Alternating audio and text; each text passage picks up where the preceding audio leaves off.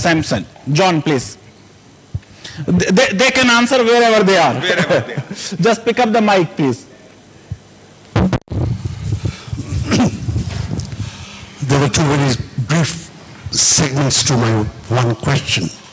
The first one was that the heat that we saw in any discussion, not only in this seminar but elsewhere, or even on TV, on Sharia, triple talaq, and all those things.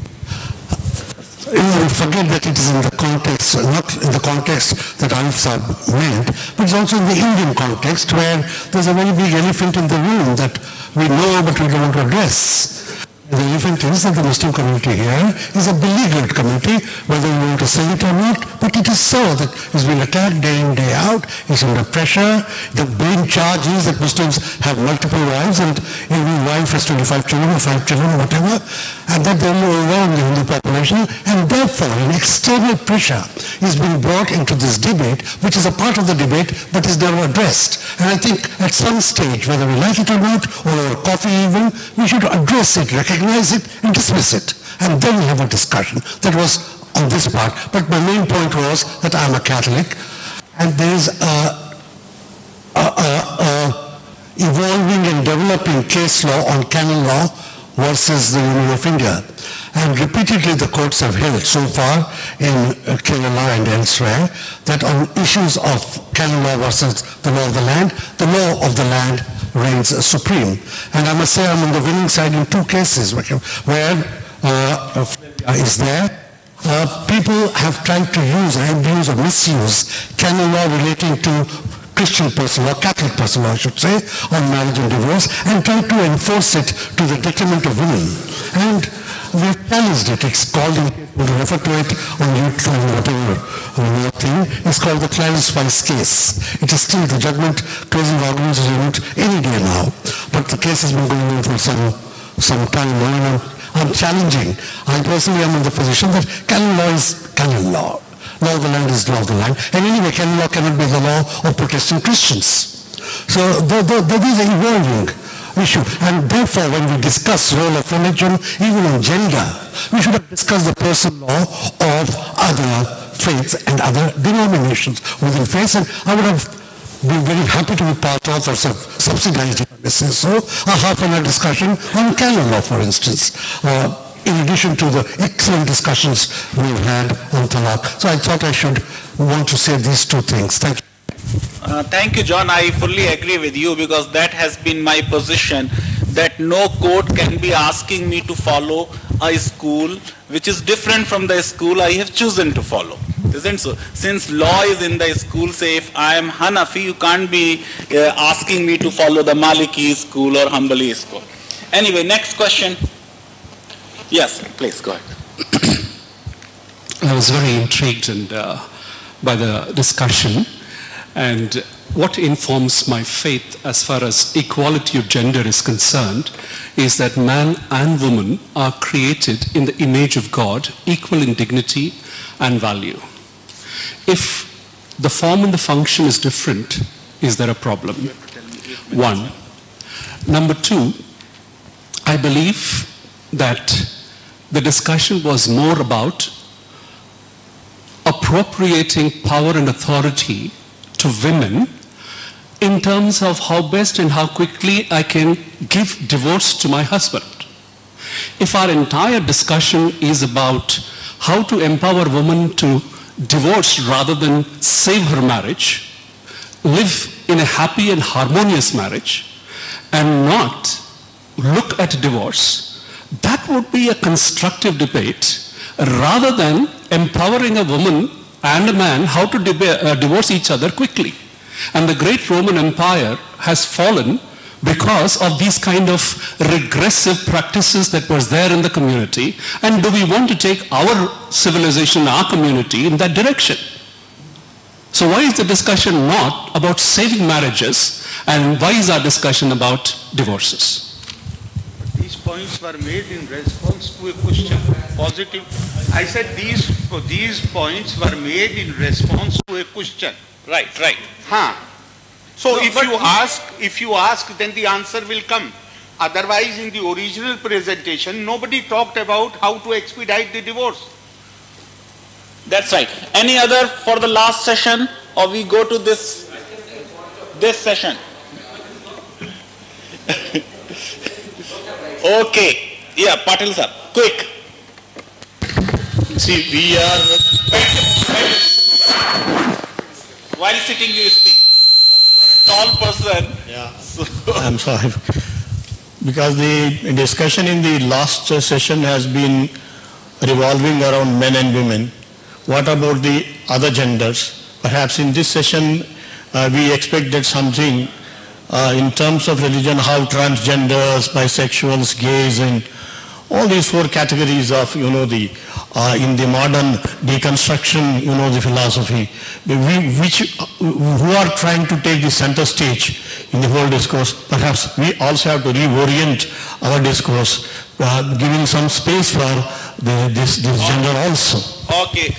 Point very well taken. Of course, the solution is that we have some kind of prenuptial agreement or improve on Nikah-nama.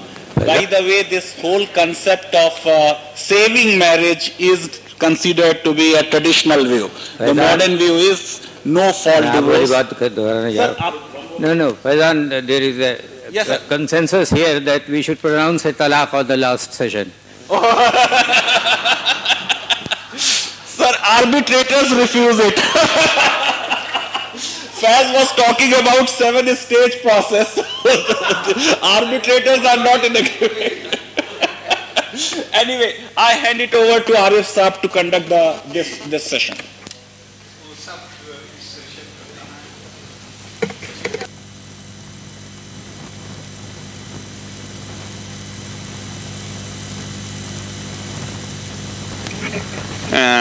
Because the topic is the same, those who are going to make presentation, they are different. So first, I would request Madam Flavia Agnes to give her presentation. And I'm not going to ring the bell. My bell is sitting there. Time kitna hai, sir? For each speaker? No, for the speakers 20 minutes? And others will have 10 minutes. Okay, thank you. Good evening, everyone. I'm very, very highly honored to be here at this gathering to do my presentation, and thank you, Faizan Saab, for having me over here and to be part of this very prestigious panel presided over by Arif Khan Saab, whom we very highly respect. I will make my presentation, my 20 minutes, I will divide in two sessions, two different topics. One is the whole issue of gender equality in India. Is the mic on? Yeah. Okay. Gender equality in India, particularly for our foreign delegates, so that I give you a picture of the women's situation here in India and the women's struggles and what we have achieved and what we have not achieved on the ground. Number one. Number two, the second one, I will address the current controversy, naming some of the issues which John said we did not raise in the earlier session, and what are my concerns in that debate. I'm known as a women's rights lawyer. In fact, when my name is said, people will say, she'll talk about women's rights. So there's no ambiguity there. For India, we have a whole history of women's political participation, women asserting the public space in the pre-independence era before 1950. But if you see the era of 1950 to 1980, somehow women's issues were relegated to social welfare or tribal development, rural development. The political space, somehow women sort of gave up, the nationalistic leaders gave up this. But in 1980, the women's movement, the new phase of women's movement started, particularly in the issues of violence against women. When I say violence against women, the issues that were in the foreground were rape, sexual abuse, and domestic violence.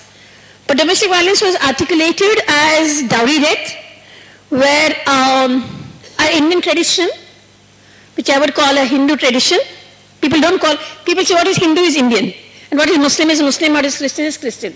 But dowry is a very traditional Hindu system, incorporated by all other religions, and a lot of women used to die or been killed in their homes, and that killing was given a new term by the women's movement called dowry death. And the demand was for law reform. When in the early session, when it was said whether changes have occurred, there was a dispute about are there changes there, are there not changes there? And the reply was, yes, there are definitely changes.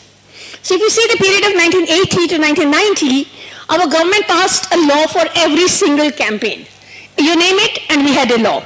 For rape, for dowry death, for cruelty against women, for sati, for obscenity, everything culminated. The women's movement formula was a campaign which must culminate in a law. And the law comes in force, and there is inertia, or there is a sense of achievement. Yes, we have achieved. We have brought in reform. So much so by the time we came into 90s that what more do these women want? Because everything they have asked for, we have given them. So if you see in the global scenario, India is very, very progressive in terms of having laws in place, including equal remuneration, men and women getting equal salary for the same job, sexual harassment at workplace. All of these have changed into laws. Having said that, we have a very interesting phenomena, is that the changes in the law do not reflect on the ground reality. Because of the changes in the rape law in 1983, did the cases of rape actually go down? Because it was meant to be a deterrent. Because of the changes in dowry death, were the cases of dowry death actually go down? No. And for this we have an indicator. We have an indicator called NCRB, National Crime Record Bureau.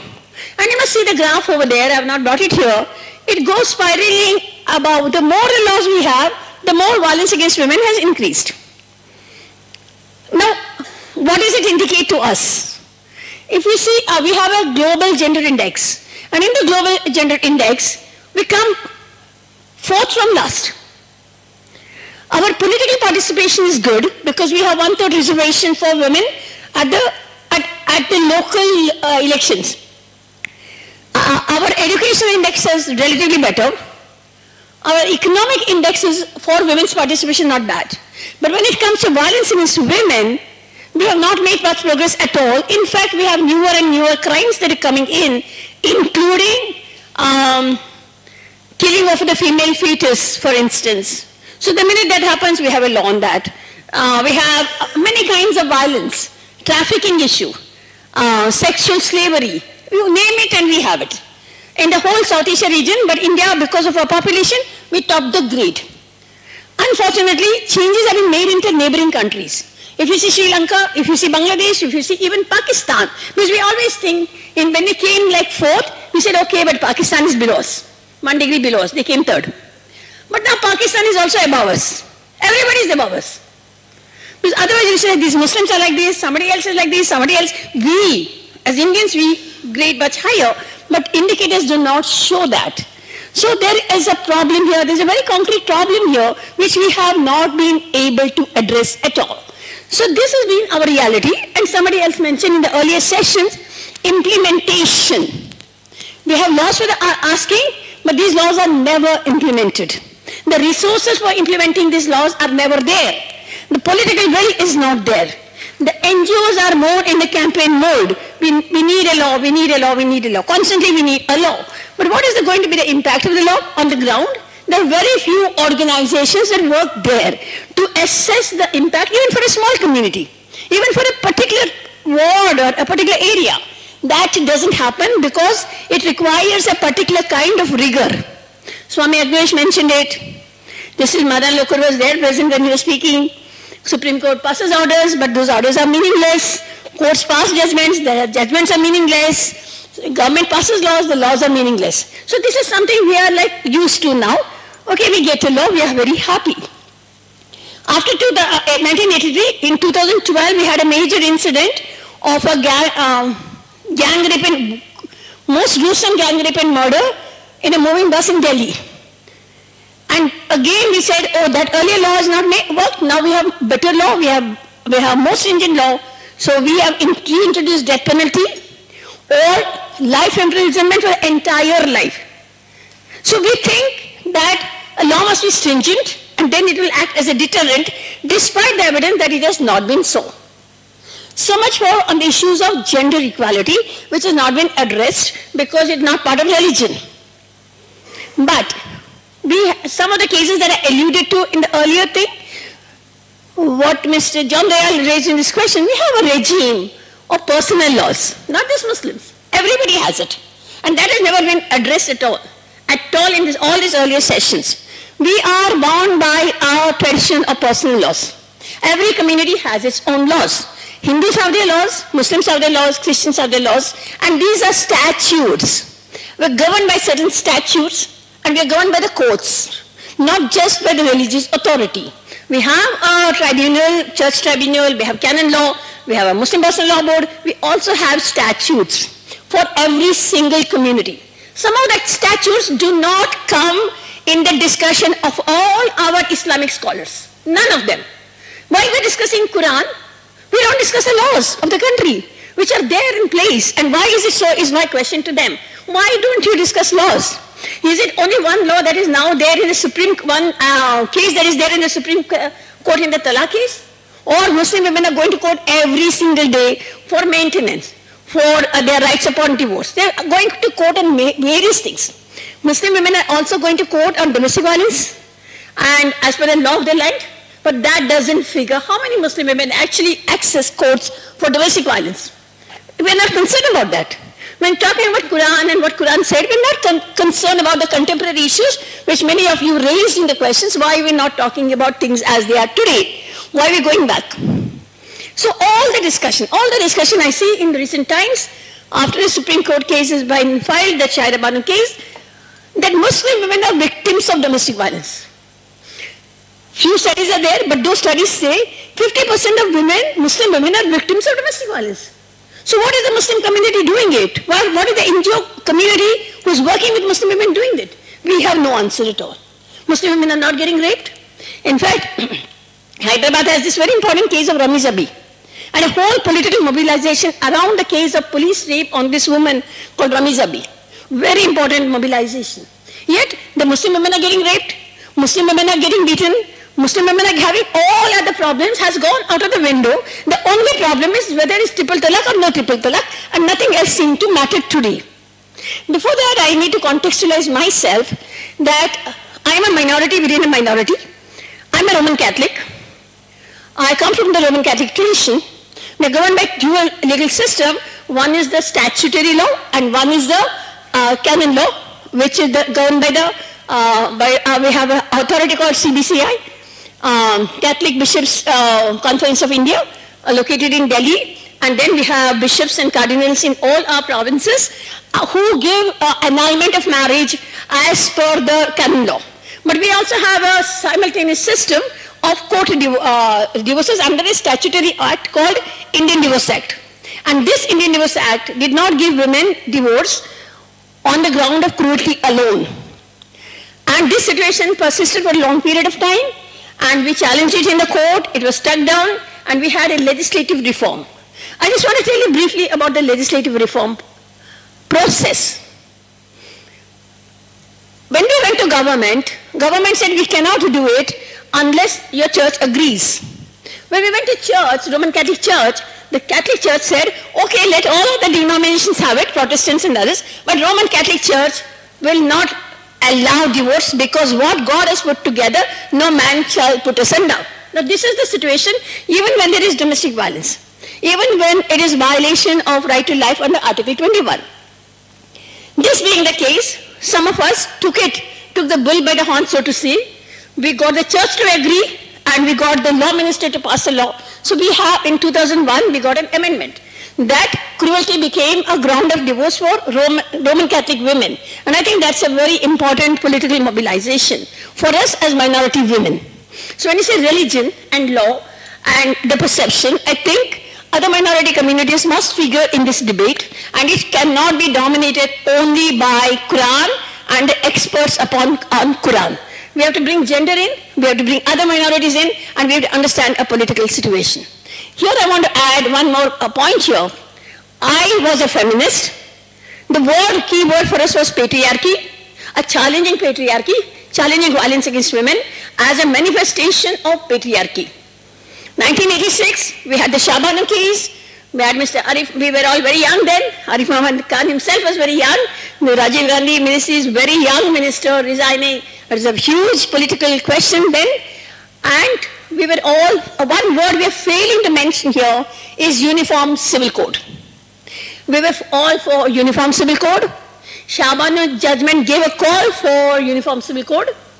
And then there was first time a churning, what is Article 44, what is Uniform Civil Code, what is Article 14 and 15, what is Article 26 and 25. There are a lot of debates. And as feminists, we were for Uniform Civil Code. And we said, no, all this should go, and we are for common law for all. And that is what Swami Agnivesh was trying to tell me. We have a constitution, why should we go back to Quran? And I wish he was there to hear me now. 1992, we had a major political incident in the country, and that is demolition of the Babri Masjid. That is a process of Hinduization, and in the earlier sessions, this Hinduization process never gets mentioned. We talk about Hinduism as Hinduism is away from the political process of Hinduism. So we need to frame the issue of gender and politics within a dominant Hindutva regime. So where do we bring in the rights of Muslim women in this broader context? And that has not happened. So according to me, this entire debate fallen short of what the complexity that we are experiencing today. We discuss religion as religion, Quran as Quran, Hindu as Hindu, and we're not talking about the political situation in which it has to be situated. So somebody like me, I'm a Catholic. In 1990, we started an organization called Majlis. Majlis is a Urdu word or a Persian word, means association. 91, 92 riots happened. Suddenly our framework changed. Our framework of majority-minority politics changed. And we said, yes, we said for gender equality, we said for UCC, but in this political context, in Mumbai particularly, Shiv Sena was dominant, Bal Thackeray was there, so much violence was happening around us. Muslims were getting killed, Muslim houses were getting burnt. And as women's rights person, how do we reframe our secularism? Because women's movement had never had a secularism as an agenda. So we had to rework secularism. And when I wrote my first piece, which came out in EPW in 1994, I was criticized very strongly, saying that how can you say like this? How can gender equality is separate, violence against women is separate, and secularism is totally separate issues, and we cannot mix the two. But I said, for the Muslim woman who is in the camp, whose son has been killed, whose house is burnt, she's not two different women, she's the same woman, who is oppressed by a husband, who's beaten by the husband, but who is also oppressed by the political system. And I think that is the challenge I implore. Tahir Mahmad sir, Arif Muhammad Khan, Faizan, all my friends have not touched upon. They've touched upon Quran as standing alone and not standing in the present political context. In the middle, we had the Congress government for a long period of time, and Congress and Muslim had certain kind of alliances there, and UCC did not come up at all. Now and then it came up in court judgments, but it was not a major issue. From 90 onwards, we had a political Hindutva into our country. Even then it was like dormant. We did not think it would blow up. 2002, Gujarat riots happened, much more vicious than the Bombay riots. Rape of women, and we worked in the relief camps in Gujarat, in Ahmedabad, and you see the violence against Muslim women that was happening over there. We wrote articles on that, we understand. So now the issue was how do we have our gender equality within this political context, and that was the issue for us. 2004, Congress government was there, that time BJP government was there, Hindu right wing. So 2014 elections, we all know what happened. And now we have a political Hindutva with a slated agenda of UCC. And within that we have Muslim women going to court. We have studies saying that Muslim women want this, and Professor Tahir Ahmed has written the foreword for that study. My anguish about that study is that it does not discuss the development since MWA, since the Muslim Women's Act, what happened, how Muslim women went to court, Daniel Latifi judgment, Shami Mara judgment. It doesn't touch upon any of this. It has the most kind of very flat and also very communal kind of implications there. And now what came out? It was a study of 4710 women. Out of that, 525 were divorced. And they were divorced in many different ways. That was 42 questions. The later part is impressions. Do you want a husband to have more wives? Do you think codification of Muslim law should happen? And in the earlier part, you show the socio-economic profile. These women did not know their sect, their jurisprudence, whether they have a nikahnaama, whether they're entitled to a nikahnaama. What does a nikahnaama say? They were illiterate. Yet, when the question came, do you need codification? Yes. Why? 20 countries have said this. And this study then becomes a political question. All newspapers say it. Venkaiah Naidu mentioned this study for what he calls a common civil code. Our Prime Minister sheds tears, our Muslim sisters have no rights. In the middle, we have child marriage statistics that 1.2 million children are married under the age of 10, and out of them, 84% are Hindus. And we have enough laws for Hindus, and yet we see no change. We have trafficking issue, we have sexual slavery issue. All that has gone under the carpet for Hindus, Muslim, everybody.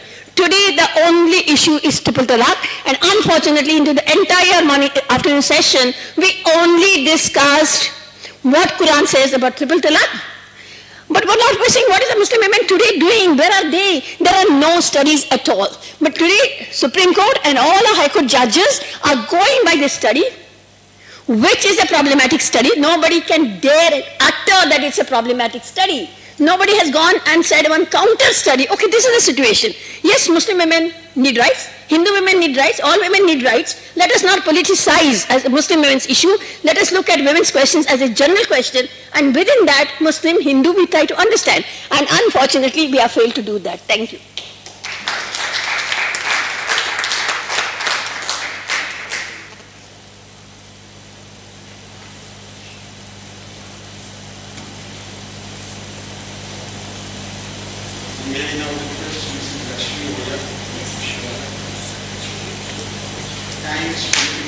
Yes, sir. Respected Chair, Shri Arif Khan, sir, Madam, it's okay, it's okay. Madam Flavia, ma'am, Justice Rao, sir,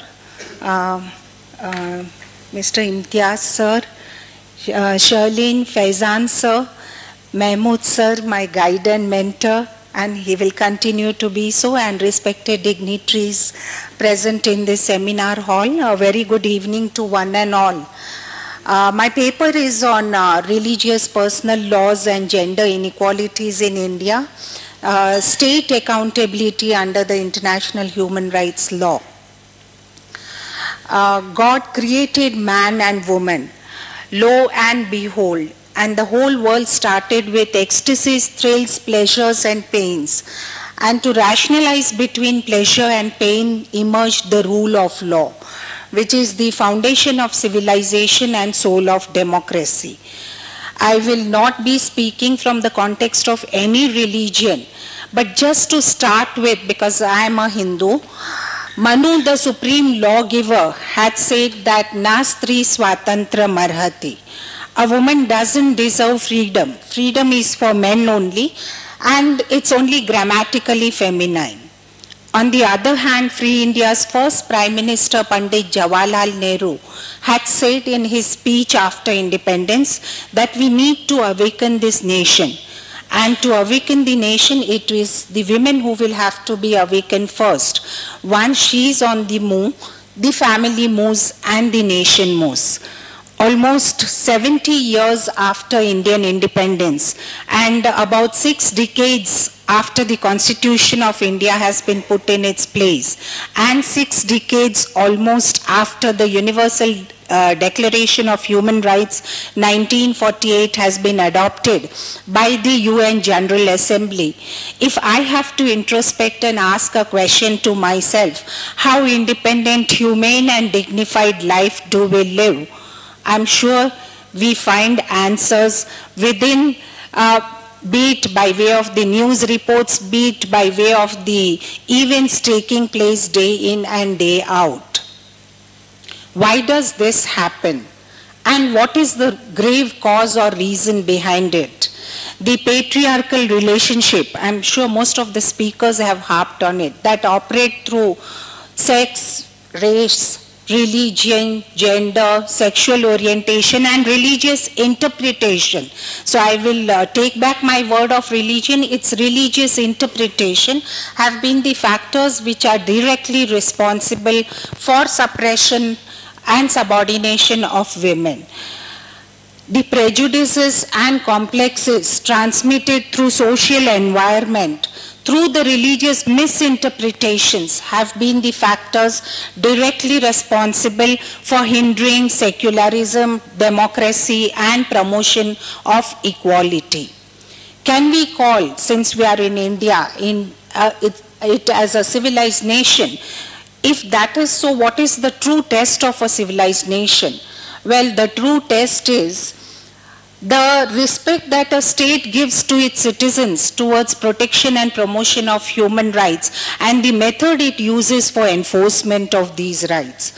India is a party to major international instruments, and within the 4 broad compartments of the Indian Constitution, the preamble, the fundamental rights, the directive principles of state policy and the fundamental duties, the Constitution expresses its commitment towards protection and promotion of human rights of all without any discrimination. A free and independent judiciary has also played a crucial role in interpreting various legal provisions in context of human rights. India is a democratic state, and the essence of democracy is peace and peaceful ways of settlement of disputes. But there is no peace on this earth planet. Why does this happen? The draftsmen of the Indian Constitution were highly inspired by the goals of international peace and protection and promotion of human rights. The very preamble of the Universal Declaration of Human Rights 1948 runs as in this fashion, that whereas recognition of inherent dignity, of equal and inalienable rights for all members of the human community is the foundation of justice, freedom and peace in the world. And the very first article begins with the words, all human beings. All human beings are born free and equal in dignity and rights. They are endowed with reasons and conscience and therefore should act towards one another in the spirit of brotherhood. Today when we are discussing gender equality, I am sure all of us would be at a consensus that half of the world population cannot be excluded from falling within the purview of this word, all human beings, and they are undoubtedly included. Within the Indian Constitution, within preamble, the 3 precious words, justice, liberty and equality. Justice, social, economic and political, liberty of thought, expression, belief, faith and worship, and equality of status and of opportunity. How much do we live up to these 3 words within the preamble of the Indian Constitution? We decry the erosion of certain universally accepted values, the values which come out of each religion, because now no religion teaches us of, perpetrating discrimination against the fellow human beings. These universally accepted, we till date decry the erosion of these values which are universally accepted, and it can be in any form. be it moral or social, spiritual values, be it social values, be it personal values, or be it behavioral values. India is a party to a gender-specific convention, the CEDAW of 1979, the Convention on Elimination of All Forms of Discrimination Against Women. But conveniently, India has made a declaration or reservation which is incompatible to the very aim and object of that convention. There are 3 articles to which India has made reservation. It's Article 5A, which makes a provision that eliminate and eradicate all the cultural and customary practices which are gender discriminatory, eliminate the stereotype roles between men and women. Then there is Article 16, which says 16 Clause 1, which makes a provision for right of every person to marry and found a family. It makes provisions with regard to compulsory registration of marriage, how many children would a woman want to have, what should be the spacing between 2 children, so on and so forth. And the third reservation that India has made is under Article 29 of the CEDAW Convention, that is subjecting itself to the jurisdiction of the International Court of Justice. If this be so, where do we stand today at the almost having completed 70 years of Indian independence and boasting too high of our Indian constitution, the world's best and the largest constitution? Where do we stand today when India still continues with those reservations? The Vienna World Conference on Human Rights in the year 1993 made 3 demands, of which the first 2 are very crucial. In categorical terms, it stated that human rights of women and girl child are indivisible, inherent and inalienable part, and they are part and parcel of human rights. And the second call which the Vienna Plan of Action had made is withdraw, to review, every state party to review reservations which are incompatible to the aim and object of the convention.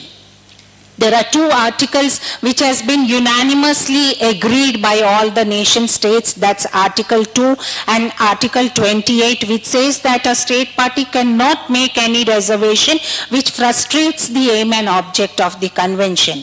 Yet we continue with it. In fact, this morning when I was hearing the other speakers and the former session which was on gender equality, it struck me of the very first World Conference on women's rights in 1975 at Mexico, when the theme of that conference was same, it was equality, development and peace. Where are we today? There are yet grave and systematic violations of women's rights. Flavia ma'am just, elaborated and enumerated few of the atrocities that take place against women. Where are we to go, and where, if we have to introspect ourselves, whom can we hold responsible? Are we the citizens responsible? Well, my paper harps high on the state accountability. What is it that the state is doing when there are repeated demands of withdrawing reservations which are incompatible? That's one of the major cause we are not able to, bring about reforms even within our personal laws. So far as these religious misinterpretations are concerned, and so far as the social norms are concerned, the state has conveniently remained silent, which jeopardizes women's rights and it accords unequal status.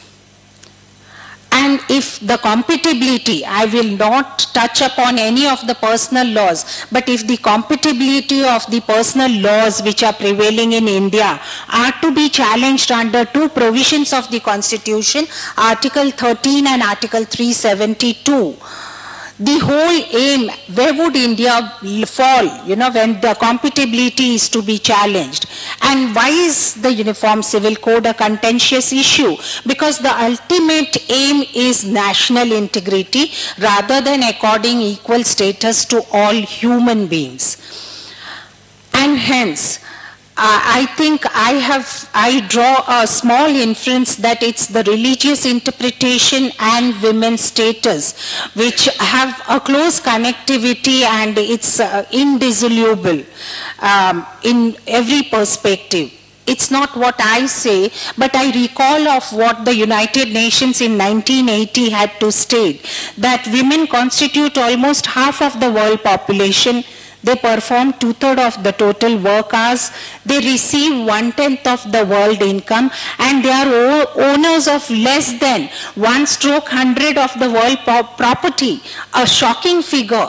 And it's the UNDP report which says that there is no country across the globe where women are treated at par with men. Why does this happen if women constitutes a little more than now half of the world population?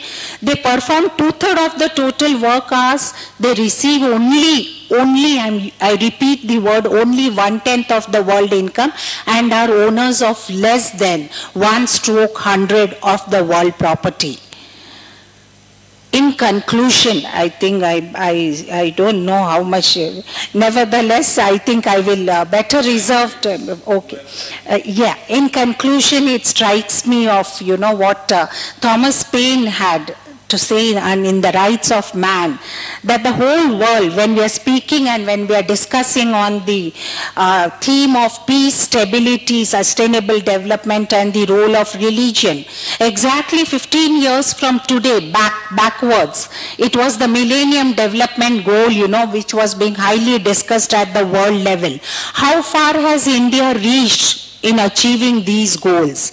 And today, at this juncture, when we are discussing about the Sustainable Development Goals and its achievement by the year 2030, I think these are the very contentious issues which deserves focus, not only just from the Indian perspective, but I think from the global perspective, because I believe and understand that these conventions, the international human rights law being treated as a very soft law, realization of rights which are guaranteed under these conventions and treaties, to which often at the international fora the state ratifies the convention, conveniently making declarations and reservations which are hurdles or which causes an impediment in realization of these rights.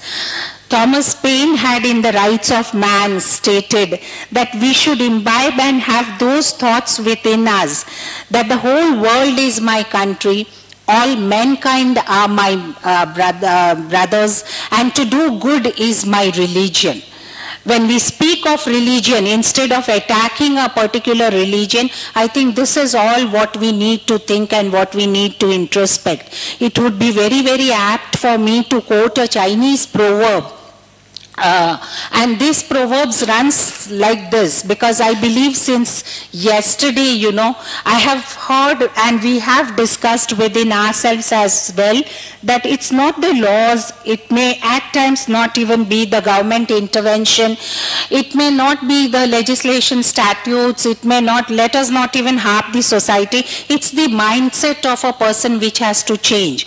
And therefore this Chinese proverb would be very, very apt when I'm expressing my views on religion and gender equality, inequalities which are persistent in India. The proverb runs like this, that we need to ignite our soul, so there's a light in the soul and we need to ignite this light.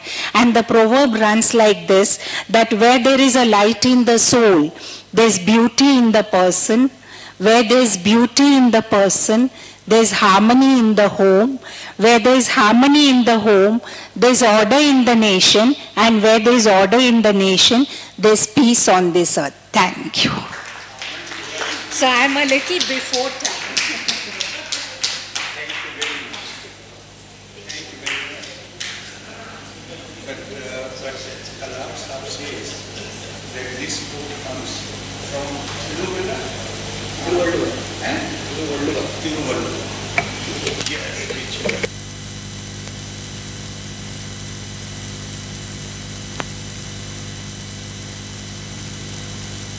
Right Honorable Justice Mr. Prakash Rao, former Acting Chief Justice of Andhra Pradesh.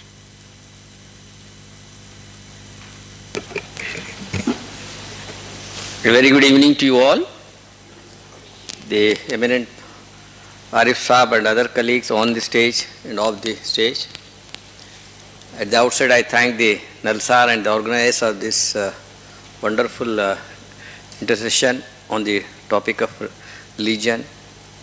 And it's really one such an occasion where I think the person concerned, now the faculty, law faculty, should also be more involved than trying to look this problem more as a sociological problem.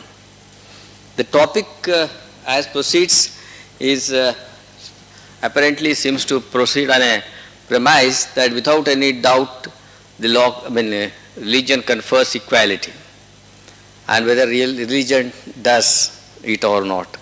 And the Constitution and the law as such, they protect individual rights, try to protect individual rights, and whenever any question comes, we shirk, we avoid, we refrain, we don't want to go into it, except in some rare cases where something needs to be done by taking a little extra step forward and crossing the limits, possibly trying to put it in a, help the society in a larger way.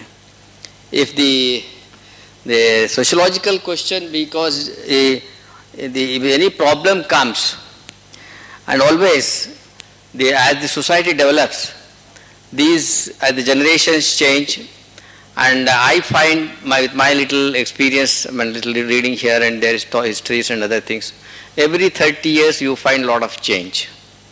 Every 30 years you fight a rebellion, call it whatever it is. Maybe for this cause, maybe but that rebellion may administrators take it as if it's against themselves or their administration as such, but it is certainly reflects the ills of the society, be it on the various other aspects, including the religion as well. Now, coming to this topic, now looking at the population aspect, at this moment where we are discussing, the age group consists of 30s. Persons like me are becoming, or Arif Saab, we are becoming rare commodities, and they have already taken over the entire society, and what is their reaction to the religion and religious tenets and all that is also a question. Now, other day I was hearing in the news that there are 900 out of 1,000 in the girls in the state of Haryana. Now, there's already a rather favorable actions being taken in favor of the feminine. The sportswear major Reebok, which is in troubles because of several losses, is sharpening its brand by focusing singularly on women's shoes alone to make a comeback. Then it is also stated that the main reason why the problems remain unattended to or unsolved and all that thing is, this is what a comment from a responsive person, it's only because of lack of the resources. And how significant is the influence of the religions on gender inequality and social status of women? Every religion promotes somewhat different norms, creates different institutions, and builds on different culture and historical foundation. And today's discussion is on the relationship between religiosity and gender. If you all permit, with the chair's permission, instead of giving any comments here and there on raising any other questions, I just came across a wonderful study made by two research scholars, Kamila Klingorova and Havlik of Department of Social Geography and Regional Development, Faculty Science, Charles University of Prague, Czech Republic. This reading would certainly help the cause with which we are all concerned now. So it's only repetition from what it is not mine, except few comments here and there. All world religions today maintain male social dominance with social structures. In the histories of religions, the voice of women is rare. In the histories of religions, the voice of women is rarely heard. The world religions all agree on the respect for women and their crucial role in family life, especially with emphasis on women as mothers and wives. They do not, however, advocate emancipation in the sense of total equality with men. According to Home, 1994, the most severe restrictions apply to women during their periods of menstruation and pregnancy, when, for example, they cannot enter the temple or touch the Quran. Male and female roles are therefore much differentiated and also unbalanced in the world religions. The influence of women on the formation of religious norms and tradition is small, even though in certain doctrines we can find women who succeed in having their normative views accepted, or men who advocate the equal integration of women into religious ceremonies. It needs to be stated that there exists certain discrepancy between normative conditionality, which refers to what the given religion proclaims, equality of men and women before God, and practically conditionality, which involves the role of women in religious communities and state societies in terms of everyday life. The ability to read and write improves the women's lives and allows them to more actively participate in the economic sphere. Women have a better status in societies which grant them equal access to education with men. Literacy makes women overall less dependent on men and give them enhanced freedom. The chance to pursue higher education helps women to achieve economic independence and is indicative of equal access to education in general. In the developed countries, more women tend to attend university programs than men in parliament is indicative of the society that is mature in favor of gender parity. The higher percentage of women in the adult labor force, the more independence of women have to conduct their economic affairs and to contribute to the development of their countries. Religiosity affects the status of women in society and gender inequality. Religious people are more intolerant and have more conservative views of the role of women in society. The studies indicate that the religious women are less publicly and economically active. There is a clear distinction between the states with the majority of inhabitants without religious affiliation, number one, and the states dominated by Christianity and Buddhism. The possible explanation is that Buddhist tradition seems to afford equality to women traditionally. On the other hand, they have only the fourth highest share of women in parliament. It appears that political participation of women is not very significant in this group of Buddhist states. Generally, Christianity does not tend to be profoundly discriminating against the women. The Christian view of women is based on varying interpretations of biblical sources. Nevertheless, it is not uncommon with Christianity to find stereotypical expectation of gender roles. Now we come across a case also in Bible, the Susanna's case, how she has been rather sought to be multed against, but for a young man's daring coming out virtually, ultimately following the footsteps of the law and succeeding. The Muslim states have a higher share of women in their respective parliaments. Levels of discrimination vary across the Muslim countries. In this group states, women have the worst status attributed to them in the area of labor participation. The smallest share of women economically active is found in Afghanistan, 15% women, Saudi Arabia 15%, Algeria 17%. Therefore, geographic differentiation is obvious in Muslim states in the role of women in society. State of women seems to be problematic in the world of Hinduism, yet their engagement in the labor market is better than the case of Muslim states. The women take up 36% of the labor force compared to 22% in the group of selected Muslim states. Hinduism prohibits the women's economic independence, which is probably the cause of the highest levels of inequality between the genders. There is the highest level of gender equality and the other selected variables in selected states without dominant religious affiliation, followed by Buddhist and Christian, and finally Muslim and Hindu states. The study tried to confirm that religion significantly affects the status of women and the state of gender inequality, since it seeks to regulate the role of women in certain aspects of social and political life in given society. A strong correlation exists between religiosity and gender inequality.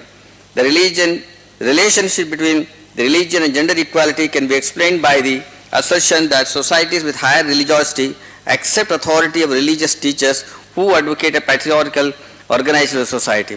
We assume that, I suppose I'll be filing an application for extension of time with a caveat. Women and who adhere to dominant religious might also not be inclined to take part in their society's public life due to their upbringing and social traditions surrounding them.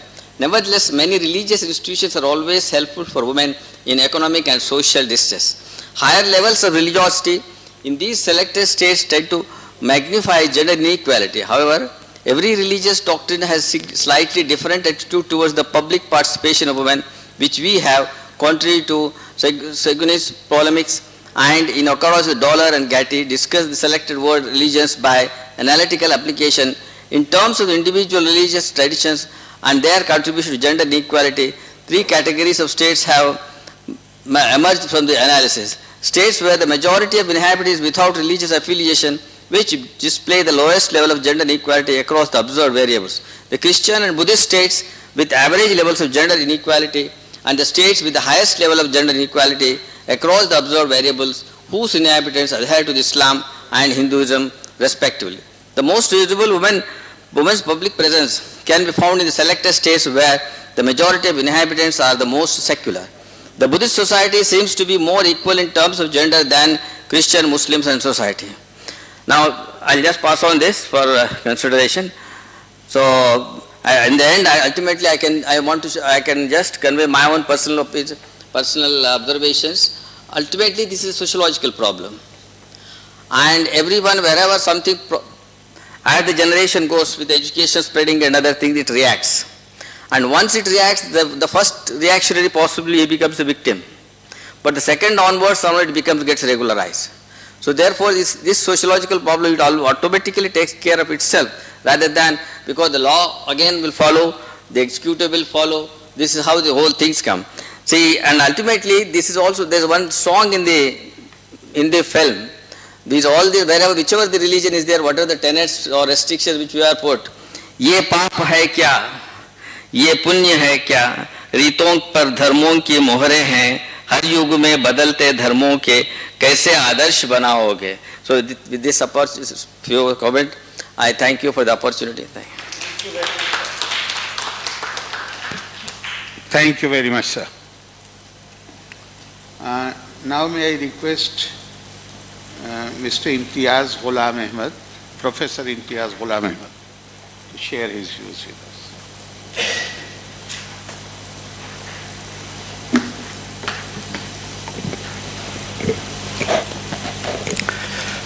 Respected Chairman, other dignitaries of this august gathering, at the outset, I thank the organizers of this program for giving me this opportunity to stand amidst you all.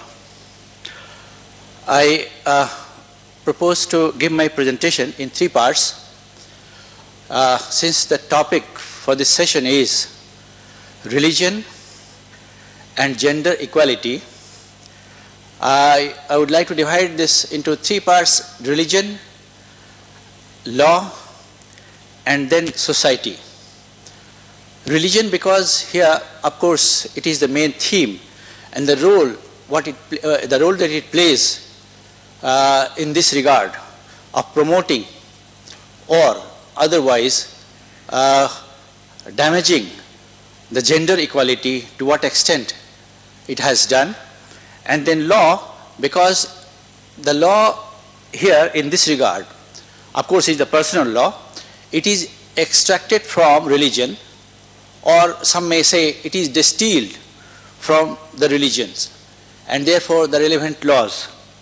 And then finally, of course, the society, because we all live in society, and therefore the reality that we have is in this society.